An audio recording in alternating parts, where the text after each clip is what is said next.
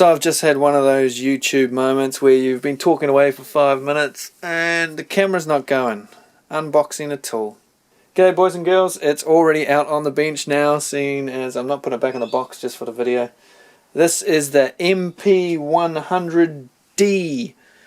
Well, it's actually the kit, which is the MP100DWA. It's a Makita 12 volt tire inflator, which was a pain in the butt to come by, let me tell you. Makita, if you're going to advertise that you're selling stuff, please stock them. Also, Fastway couriers, you suck, okay? You suck. You're a bunch of liars, pretending you've delivered it to our house, saying that the GPS shows that the van was there. You're liars, aren't you? Because you delivered it 46 numbers up the road. Okay? That's not our house. And the GPS wouldn't have been showing it there, so you're full of shit. Thank God Daniel was a nice enough guy to come down the next day and deliver it after a week of you dicking around with it. Okay, anyway, rant over. Let's have a look at this thing. So it's come as a kit. You get this cute dinky little tool, and you get one 2 amp hour battery and an optimum charger, which is the slow one. Why they call the slow charger optimum is beyond me. Makita, that is bordering on false advertising, isn't it? The WD is the slow one, SB is the quick one. This WD charger that came with it will charge that 2 amp hour battery in 70 minutes, whereas the SB will do it in 30, so less than half the time. It comes with this tome, of which about 3 pages are in English, and some pictures in the front. I didn't find anything that actually told you how to operate the tool. It just tells you all the things that you shouldn't do with the tool, such as spray chemicals and attach to face and all that sort of stuff. But it's pretty simple to work out. Power button on the side here. Okay, she's got a little light on the front, so if you're out pumping up your tire at night, the dark on the side of the road or something, it's helpful. The LED screen here is lit up blue, backlit blue, which probably isn't showing up all that good on the camera. You've got 3 different settings, PSI, bar and KPA. I will have it on PSI here in New Zealand. This is your settings up and down for your maximum pressure that you want to go into your tyre or whatever you happen to be inflating.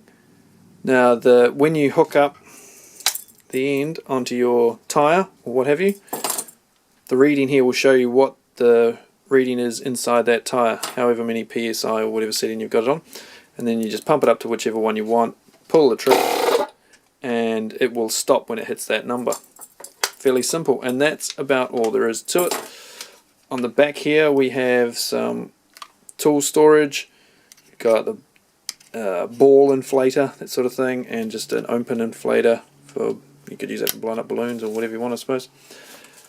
It has a 5-minute duty cycle, so what that basically means is 5 minutes on, 5 minutes off. If you run this constantly for 5 minutes, you need to let it sit and have a little rest for 5 minutes, else you'll burn the thing out. It actually says in the instructions, don't use on large capacity tyres and what have you, because you might get it so hot it'll burn your skin when you touch it.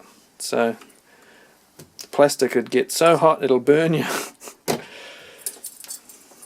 A little clip on the side here for the hose. Not that that does all that much.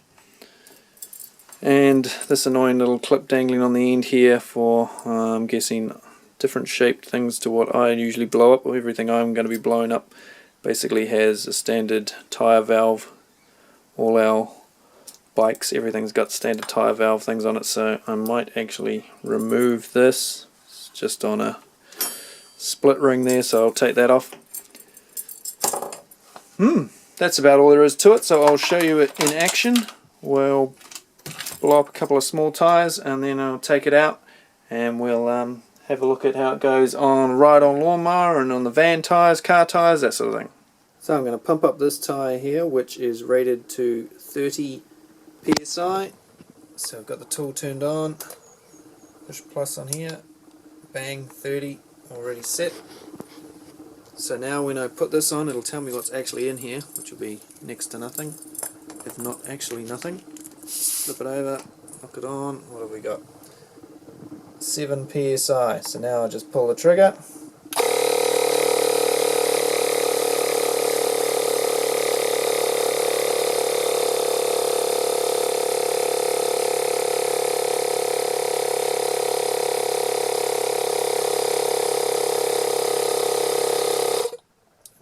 Still got my finger on the trigger, but it is cut out.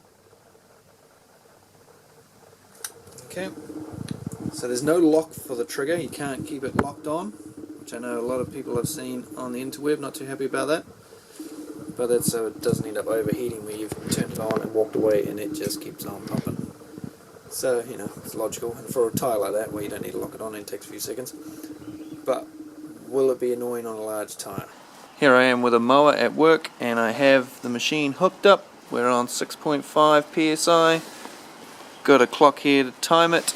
We'll see how long it takes to get to, no, we don't want 43. Let's crank that down to 21. Right, let's go. Wait for that truck to go. Oh.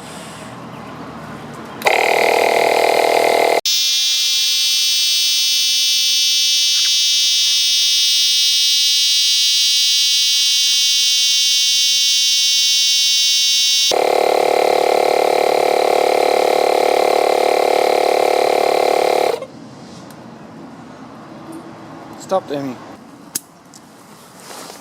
So it was 1:25. Not the quickest thing in the world by any means.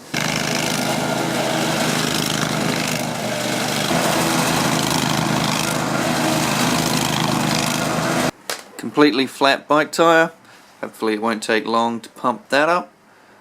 We will crank this up to 50 psi. Right.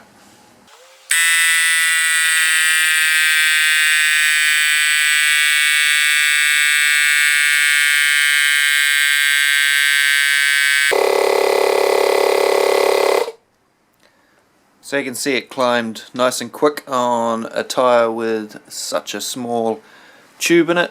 Very little air actually in a bike tyre. Let's see how good it is with a tyre off my van.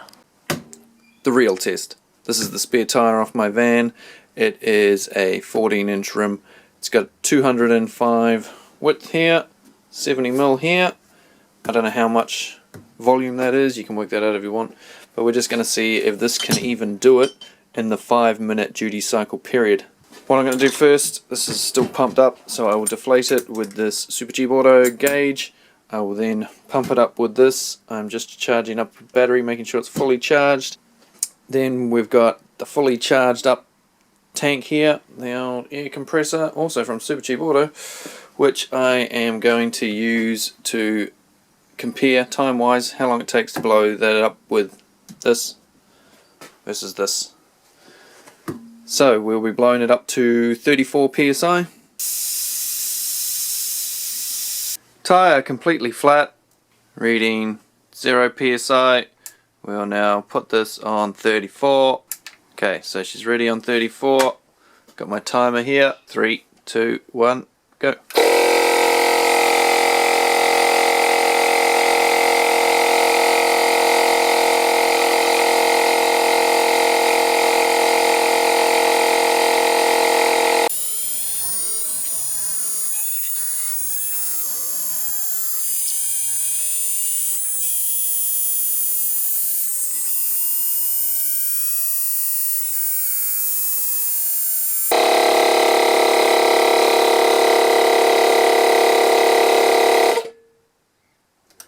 So, technically, didn't quite make it.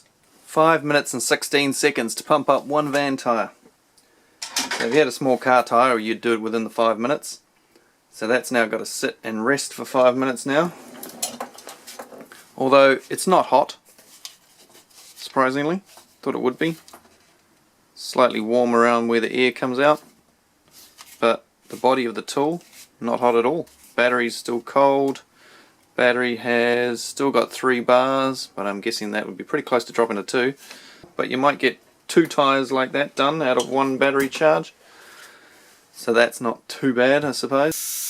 If you want to deflate a tyre with this thing, your only option is to shove the valve connector on like that and just leave it open. As soon as you lock it, it's locked on to pump the air in, but if you leave it open, it drains the air out pretty quick. So our tyre is flat again, ready to be pumped up with the air compressor.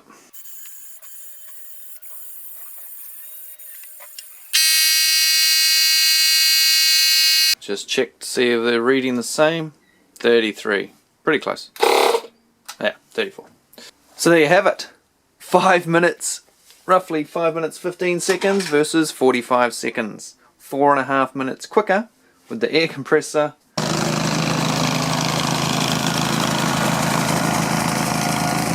So I have a bit of a bone to pick with Makita over this particular tool. And for years in this country, Makita's slogan was Makita, tools not toys. You know, fair enough. So they don't use that motto anymore, and I guess it's because of things like this. If you can read that on there, it says household use only. So that's a toy.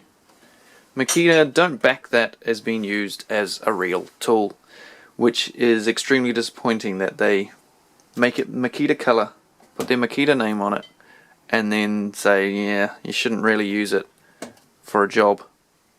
Makita tools should be used on work sites and that sort of thing.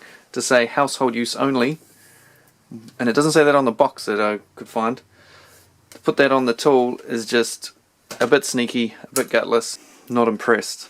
Other things that are not going to impress people about this tool, no lock-on switch here. So you got to stand there for that 5 minutes holding the trigger. You will have seen me swap my fingers several times because it gets a bit tedious standing there for 5 minutes holding the trigger. But the biggest complaint that I saw online was this thing here. 12 volt battery. Why, Makita, haven't you made it for the 18 volt platform? That's what everyone's saying, and it's certainly a reasonable enough question. My guess is they're just trying this out first on the 12 volt, or they built this tool, realized it wasn't up to scratch, and decided to make it a 12 volt tool rather than an 18 volt tool. Because if they put this as an 18 volt tool with household use only on it, and guys are trying to use it to pump up all sorts of things on the work site, track the tire or something, then this thing's just going to have a heart attack. And so I'm guessing that is why they decided to go with the 12 volt, and they're probably working on a better version now for an 18 volt platform. But that's all just hearsay. I'm just, you know, my theory maybe. So anyway, thanks for watching. This thing, I mean, I've probably already voided the warranty because I used it at work to blow up the tires for the mower. So, and that's what I'll be using it for quite a lot. Very handy for blowing up bike tires, hand truck tires, that sort of thing. Small capacity tires. Blowing up something like this, not so much. But if you had it in your vehicle and you had a puncture or something, it might be enough to get you home. I will be keeping it to use, like I say, for bikes and that sort of thing, but that's basically all it is good for.